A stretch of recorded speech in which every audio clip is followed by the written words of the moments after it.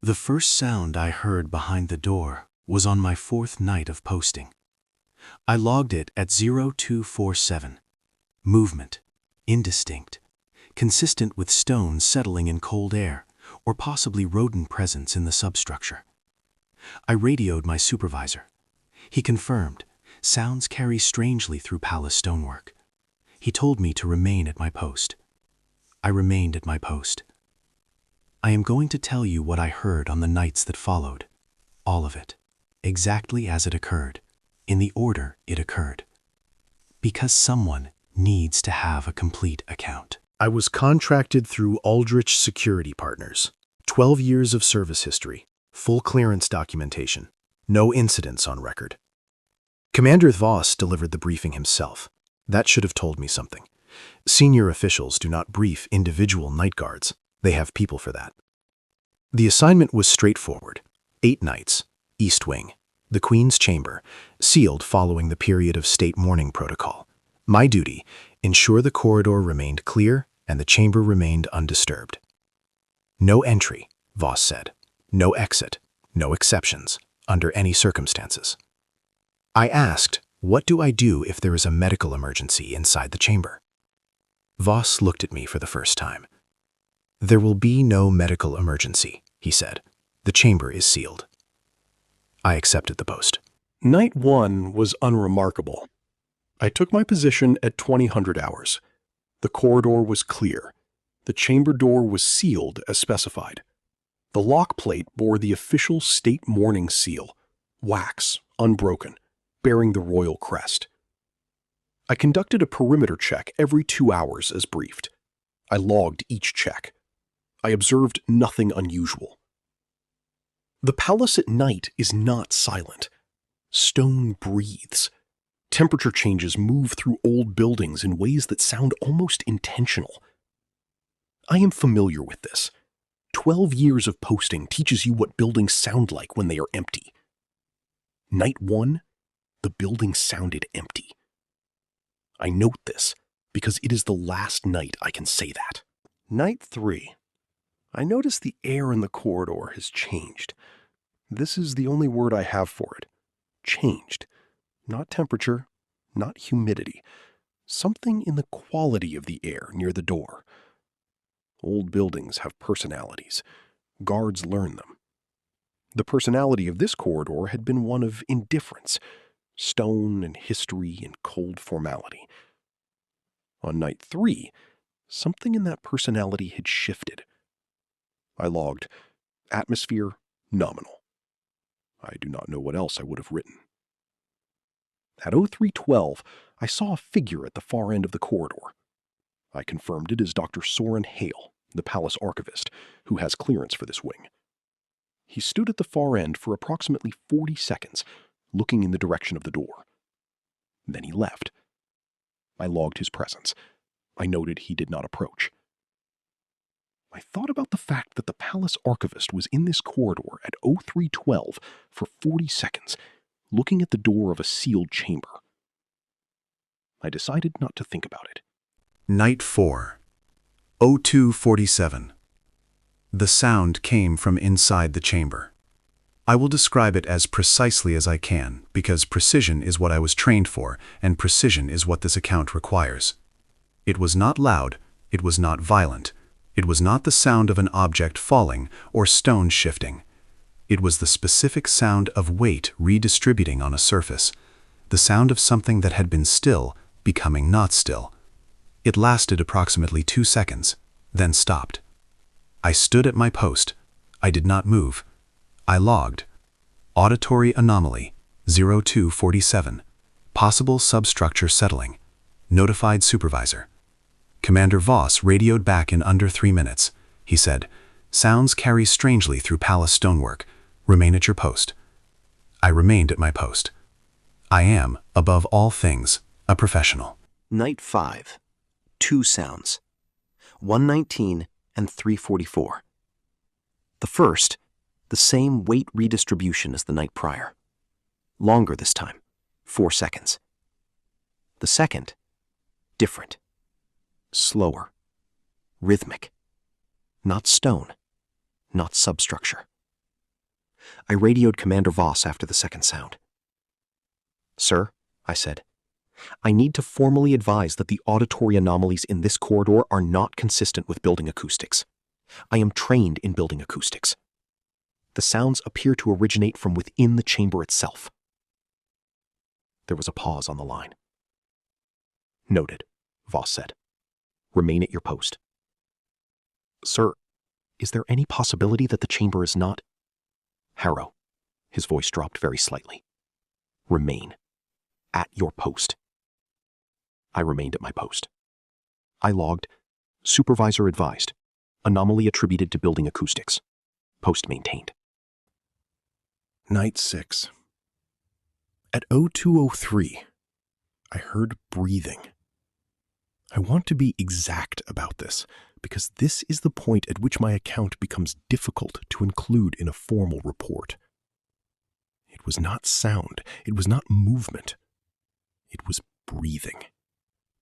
Slow, deliberate, completely regular. Right behind 12 inches of palace door. I stood at my post. The breathing continued for 11 minutes. I know because I counted. I had nothing else to do with my hands, and I was not going to reach for my radio. At 02:14, it stopped. I did not log it. For the first time in 12 years of service, I did not log what I observed. I do not have a professional explanation for why I did not log it. I have only this. I understood, standing there, that certain things become real when you write them down.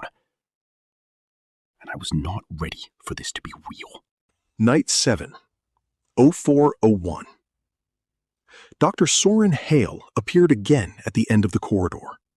He walked the full length of it this time. He stopped 3 feet from me. He looked at me for a moment. Then he said, very quietly, "Keep your eyes forward, young man.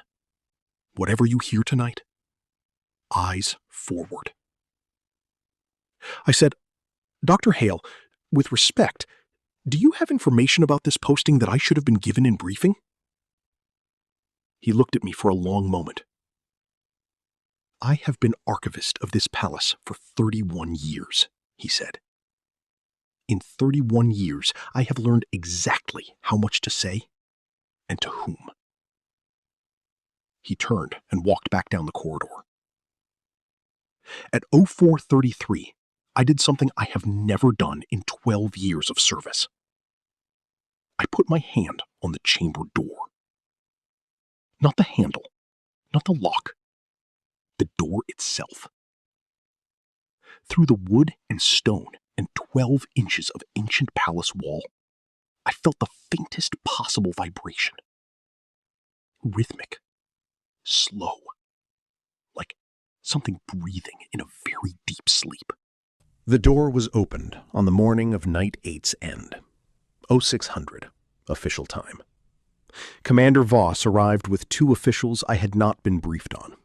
They carried no equipment I recognized. They wore no insignia I could identify. The wax seal was broken by an official instrument. The door was unlocked. It swung open. I stood at my post. I did not enter the chamber. I was not invited to enter the chamber. My posting was the corridor. From where I stood, I could see inside. I saw the great state bed. I saw the mourning drapery.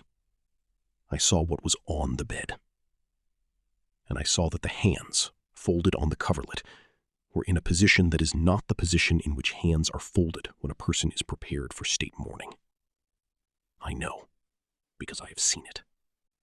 And those hands were not arranged. Those hands had arranged themselves. Commander Voss came out of the chamber. He looked at me for a long time. Then he said, "You were not posted here, Harrow. You are cleared for the West Wing only. Your assignment begins tomorrow." "Sir," I said, "I have been posted here for 8 nights. I have logs." "You have logs for the West Wing," he said. My logs for the 8-night posting do not exist in the official record. I know this because I checked. I have access to the filing system for the duration of my contract. My logs for those 8 nights are not present. The West Wing logs for a posting I did not serve are complete and accurate in every detail. I made copies. Before I understood what was happening, I made copies. The copies are in a location I am not going to name in this account. I completed my contract. 14 more weeks in the West Wing, which is an unremarkable posting, and which I served without incident. I did not speak to Commander Voss again. I did not return to the East Wing. I have not accepted another security contract. I do not know what was in that chamber. I do not know what I heard on those nights. I do not know whether what I felt through that door on night 7 was what I believed it was. I know what I logged. I know that my logs do not exist. I know what the hands looked like. I want to be clear about what I am and am not claiming in this account. I am not claiming the supernatural. I am not claiming conspiracy. I am a security professional with 12 years of service and no incidents on my record, and I am not in the business of claiming things I cannot verify. What I am claiming is this. I was posted at that door for 8 nights. I heard what I heard. I felt what I felt on night 7. I saw what I saw when the door was opened on the morning of night 8. And I was told by the man who gave me the assignment that I was never there. I have thought a great deal about what it means to stand at a door and be told nothing lives beyond this. I have thought about what it means to do your duty completely and be told afterward that your duty did not occur.